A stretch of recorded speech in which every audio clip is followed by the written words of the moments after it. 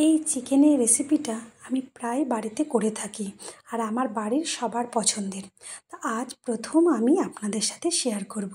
তো আমি কৃষ্ণা আর আপনারা দেখছেন Krishna cooking and blogging channel. তো ভিডিওটি প্রথম থেকে শেষ পর্যন্ত দেখতে থাকুন। তো আমি এখানে একটা কড়াই নিয়ে নিয়েছি আর কড়াইয়ে দিয়ে দিয়েছি 1 চামচ বাটার আর দিয়ে দিলাম কিছুটা পরিমাণ পেঁয়াজ।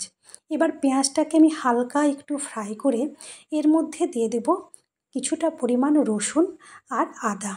এটাকেও আমি হালকা ফ্রাই করে নেব পেঁয়াজের সাথে। আমি পেঁয়াজের সাথে হালকা ফ্রাই করে নিয়েছি। এবার দিয়ে দিলাম টমেটো। এখানে আমি একটা বড় সাইজের টমেটো নিয়েছি। এবার টমেটো দিয়েও আমি পেঁয়াজের সাথে ভালোভাবে একটু ভেজে নিয়ে দিয়ে দিলাম কিছুটা পরিমাণ কাজু বাদাম। এবার সমস্ত কিছুকে আমি হালকা বাদামি রং করে ভেজে নেব।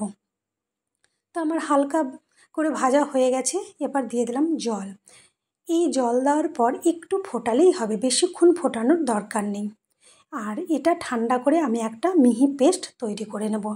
তো ওই কড়াইয়ে আমি দিয়ে দিলাম বাটার, 1.5 চামচ বাটার দিয়েছি এখানে। আর দিয়ে দেব রিফাইন অয়েল। এবার আমি এটা গরম হওয়ার পর যে চিকেনগুলো ভালো করে ধুয়ে পরিষ্কার করে রেখেছি সেই চিকেনগুলোকে দিয়ে দিলাম। আর দেওয়ার পর আমি হালকা করে ভেজে নেব। খুব বেশি ভাজার দরকার নেই, হালকা ভাজলেই হবে। তো আমি চিকেন দিয়ে ভালো করে খুন্তি দিয়ে নেড়ে চেড়ে দিচ্ছি। আর এই রেসিপিটা এতটাই সুন্দর যে আমার প্রায় বাড়িতে ডিমান্ড করে করার জন্য। আপনারা কিন্তু অবশ্যই বাড়িতে বানিয়ে খাবেন, না খেলে বুঝতে পারবেন না। আর আমরা বাটার পনির মশলা খেতে তো সকলেই ভালোবাসি, তাহলে বাটার চিকেন মশলা খেতেও নিশ্চয়ই ভালো লাগবে। আর এই বাটার চিকেন মশলা খেতেও খুব সুন্দর, আপনারা একবার বাড়িতে ট্রাই করবেন। তো আমার চিকেনটা ভাজা হয়ে গেছে হালকা করে। এবার আমি চিকেনটা তুলে নিলাম। এবার যেটা কড়াইয়ে অবশিষ্ট তেল আর বাটার ছিল তার মধ্যে দিয়ে দিলাম পেঁয়াজ। আমি কিছুটা পরিমাণ পেঁয়াজ কেটে রেখেছিলাম, ওই পেঁয়াজটা দিয়ে দিলাম। আর দিয়ে দিলাম গোটা গরম মশলা। এবার পেঁয়াজ আর গোটা গরম মশলাটা দিয়ে আমি নেড়ে দিলাম। তো পেঁয়াজটাকে আমি হালকা বাদামি রং করে ভেজে নেব। তো পেঁয়াজটা আমার হালকা বাদামি রং করে ভাজা হয়ে গেছে। এবার আমি এখানে যে মশলাটা তৈরি করে রেখেছি সেই মশলাটা দিয়ে দিলাম। এবার আমি ভালো করে মশলার সাথে কষিয়ে নেব। আর কষানোর সময় কিন্তু গ্যাসের ফ্লেমটা মিডিয়ামে রাখতে হবে, হাইয়ে রাখলে মশলা কিন্তু পুড়ে যাবে। তো আমি মশলা দিয়ে হালকা নেড়ে চেড়ে দিয়ে দিলাম এখানে হলুদ, আর দিয়ে দিলাম রেড চিলি কাশ্মীরি পাউডার, আর দিয়ে দিলাম জিরে গুঁড়ো, ধনে গুঁড়ো, লবণ। এবার সমস্ত মশলাটা আমি ভালো করে কষিয়ে নেব। আর যারা এখনও আমার চ্যানেলটি সাবস্ক্রাইব করেননি চ্যানেলটিকে সাবস্ক্রাইব করে নেবেন। আর এই রেসিপিটা বাড়িতে অবশ্যই বানিয়ে খাবেন, কমেন্ট করে জানাবেন যে কেমন লাগলো। আমাদের তো ভালো লেগেছে, আশা করি আপনাদেরও ভালো লাগবে। তো এবার আমি মশলাটা ভালো করে কষিয়ে নেব। আর মশলা সুন্দর করে না কষালে কিন্তু খেতে ভালো লাগবে না। আর কমিয়ে কমিয়ে কিন্তু কষাতে হবে, গ্যাস কমিয়ে রেখে।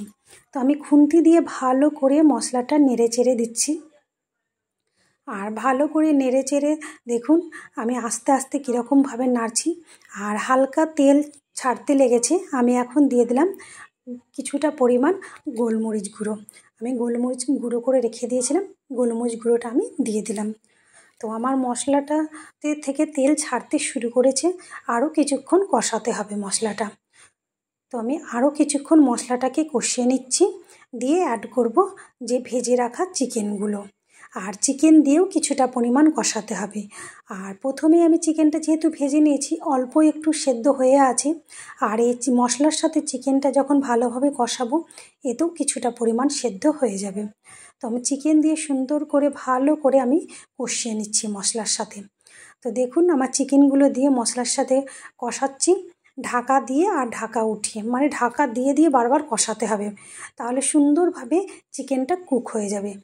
তো আমি চিকেনটা ভালোভাবে এই ঢাকা দিয়ে দিয়ে কষিয়ে নিচ্ছি। আর দেখতেও দেখুন চিকেনটা খুব সুন্দর লাগছে। আর চিকেন থেকে আমার তেল ছাড়তে শুরু করে দিয়েছে। এটা যেমন দেখতে সুন্দর, খেতেও ঠিক ততটাই সুন্দর। আর বাচ্চাদের তো ভীষণ পছন্দের। তো দেখুন আমার চিকেন থেকে প্রায় তেল ছেড়ে দিয়েছে। তো এর মধ্যে আমি এখন অ্যাড করব দুধ। তো আমি এখানে 1 বাটি নিয়েছি, তো তার মধ্যে আমি 1.25 বাটি মতো দুধ আর অল্প একটু জল দিয়েছিলাম, দিয়ে দিলাম 1 বাটি, আর দিয়ে দিলাম 3টে কাঁচা লঙ্কা চিড়ে। এবার একটু আমি নেড়ে চেড়ে ঢাকা দিয়ে দিব। মাংস প্রায় সেদ্ধ হয়ে আছে, আর একটু সেদ্ধ করতে হবে। তো ঢাকা দিয়ে আমি এখন চিকেনটাকে ভালো করে সেদ্ধ করে নেব। তো আমার চিকেন সেদ্ধ হয়ে গেছে।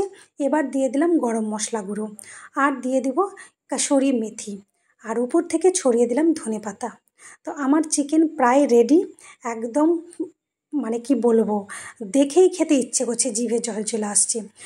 যতটা মানে কি বলবো, দেখতে সুন্দর ততটাই খেতে সুন্দর। তো আমার চিকেন রেডি হয়ে গেছে, এবার আমি সার্ভ করে আপনাদেরকে দেখাবো। তো আমি একটা বাটিতে এখানে চিকেনগুলো তুলে নিচ্ছি, আর এই চিকেনের সাথে 1 বাটি চিকেন আর ভাত হলেই কিন্তু খাওয়া হয়ে যাবে, আর কিচ্ছু দরকার নেই যে অন্য কোনো পদ লাগবে, তা লাগবে না। এই চিকেন দিয়েই কিন্তু পুরো ভাতটা খাওয়া হয়ে যাবে। তো এই রেসিপিটি যদি আপনাদের ভালো লেগে থাকে, অবশ্যই কিন্তু একটা লাইক করবেন। আবার আমি নতুন একটা রেসিপি নিয়ে চলে আসব। তো আজকের মতো ভিডিওটি আমি এখানেই শেষ করলাম।